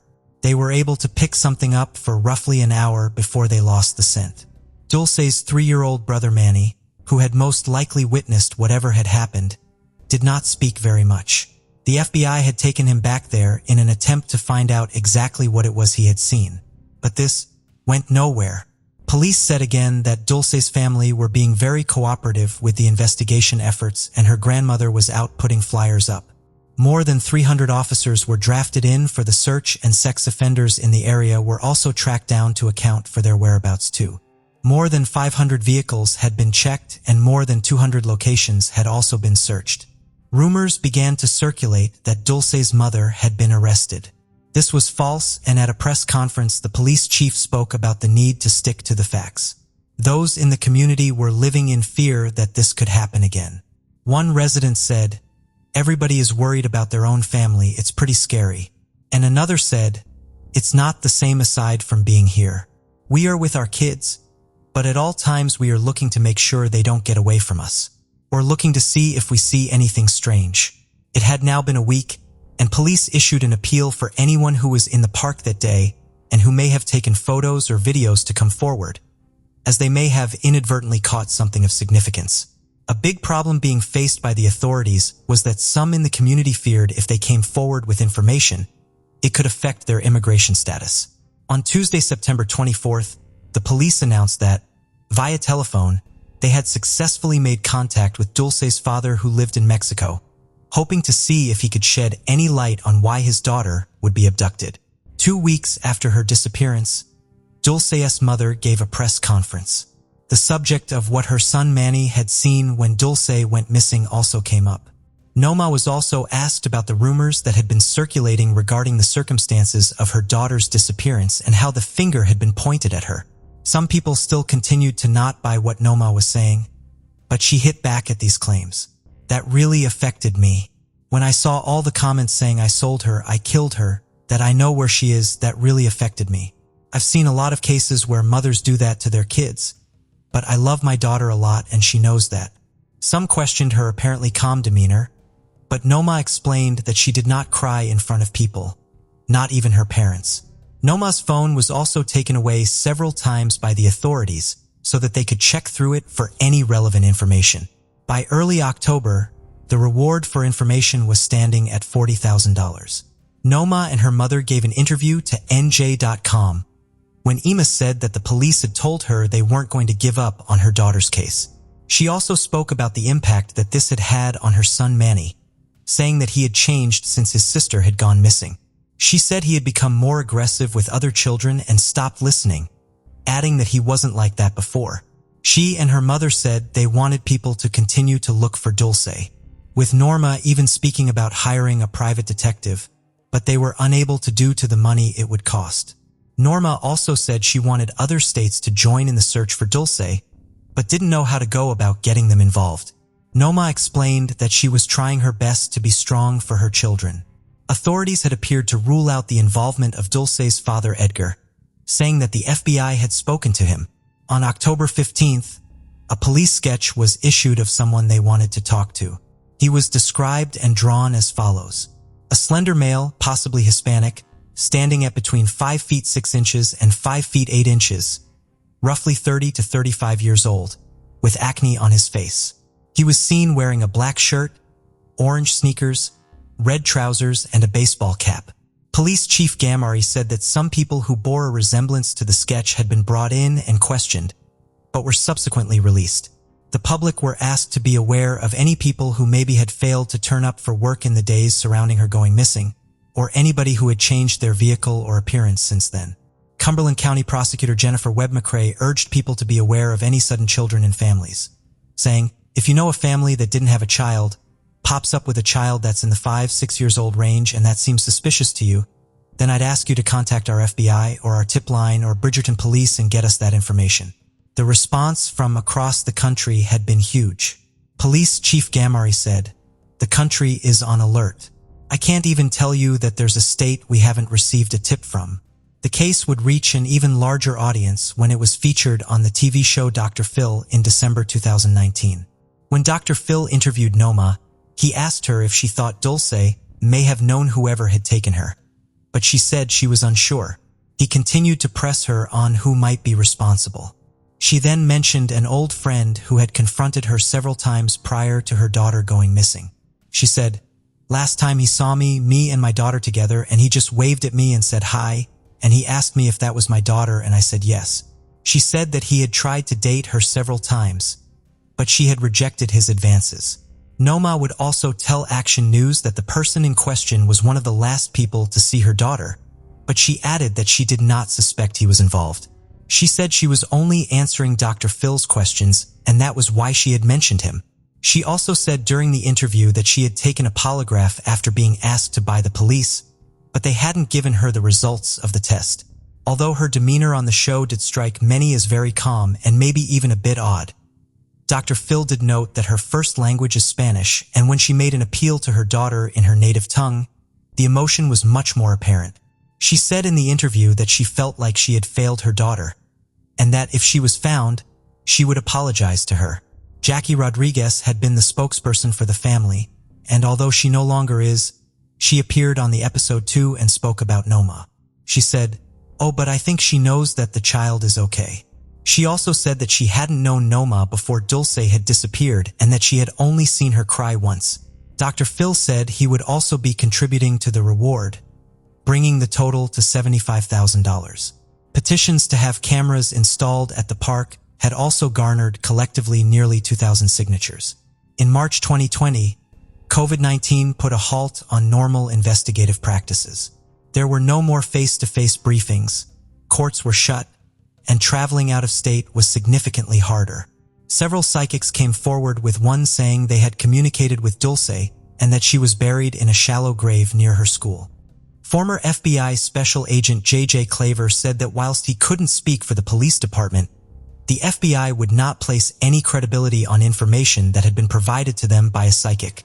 Alongside the thousands of tips that had come in, 3 cryptic letters had been found in Ohio. One at a library, one at an ice cream shop, and one at a racetrack and casino.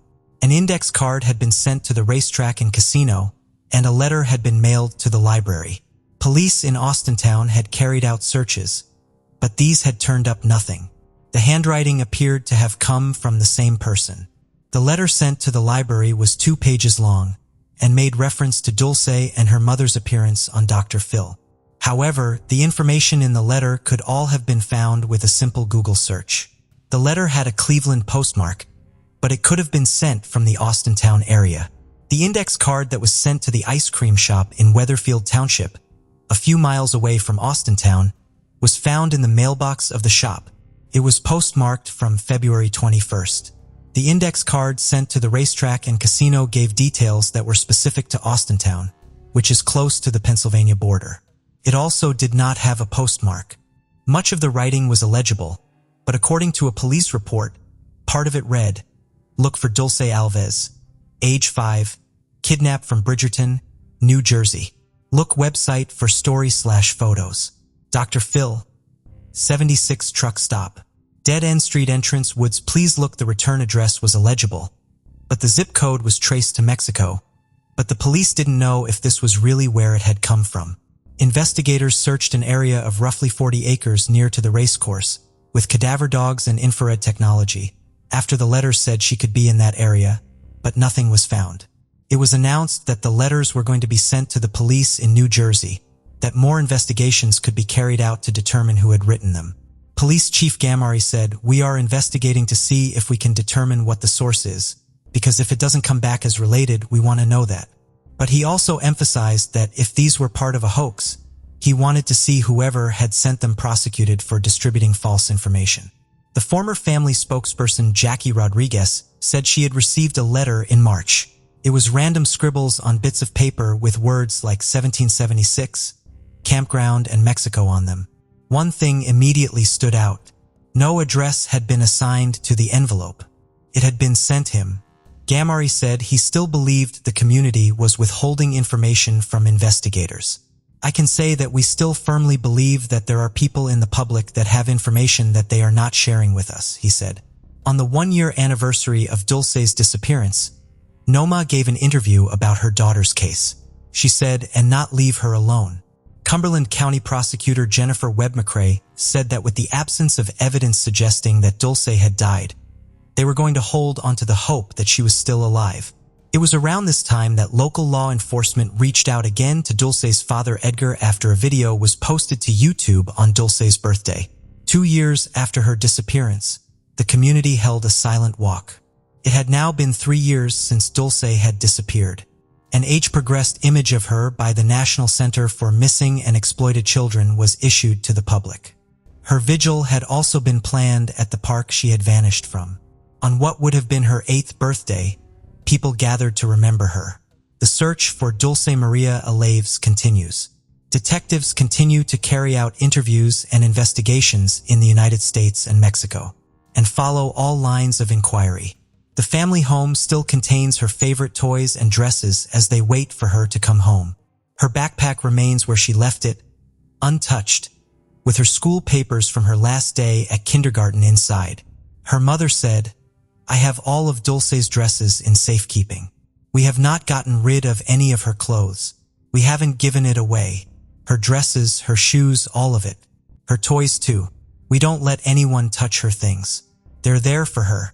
They also remain in the same home, hopeful that she will one day walk back through the door.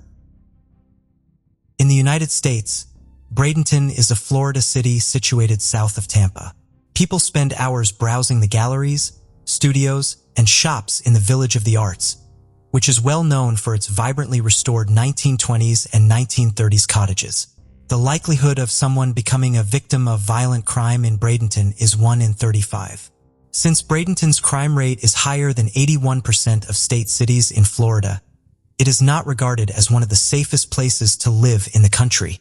That 20-year-old man named Guadalupe Vela used to reside in a sketchy area of Bradenton, Florida. Being a member of a street gang, he experienced rough days every other day. Guadalupe was having fun at a Santa Fe bar and grill in Bradenton on the evening of June 25, 2006. That evening, all he wanted to do was go out for drinks with his friends. However, he quickly got into a fight with a man from a rival gang and left the bar. Guadalupe went to a relative's home in the 100 block of 33rd Avenue East to cool off. He sighed with relief, thinking he was finally out of the mess, and spent some time at his relative's house. Guadalupe was about to believe he was safe when 2 gunshots were heard. Then there was an absolute silence. Guadalupe was discovered dead in his relative's backyard later that night. The detectives were notified of the tragic incident and responded quickly after receiving the call. They discovered that Guadalupe had been shot twice in the back as they examined his icy, lifeless body in detail. At the crime scene, the investigators also discovered a few 9mm bullet casings, which they gathered as additional evidence. They were informed that quite a few people had seen the shooting, but none of them would speak to the investigators when they tried to question them. The detectives had a hard time linking any suspect to the murder of Guadalupe because there was little evidence and no one willing to talk to them about it. The witnesses remained silent despite the investigators' repeated attempts to speak with them and get them to talk. The case investigation continued for several days without producing any information that would have helped the detectives find Guadalupe's killer. Not much was happening, but the case was still open and detectives were actively searching for fresh leads. After several months, a significant event in October 2006 moved the Guadalupe murder investigation along. Pedro Garcia, a 24-year-old known member of the criminal street gang East Side Crip, was pulled over in the 1300 block of 9th Avenue West in Bradenton that same month for a traffic infraction. A 9mm gun was found in his car during a detective search, and he was taken into custody for illegal firearm possession.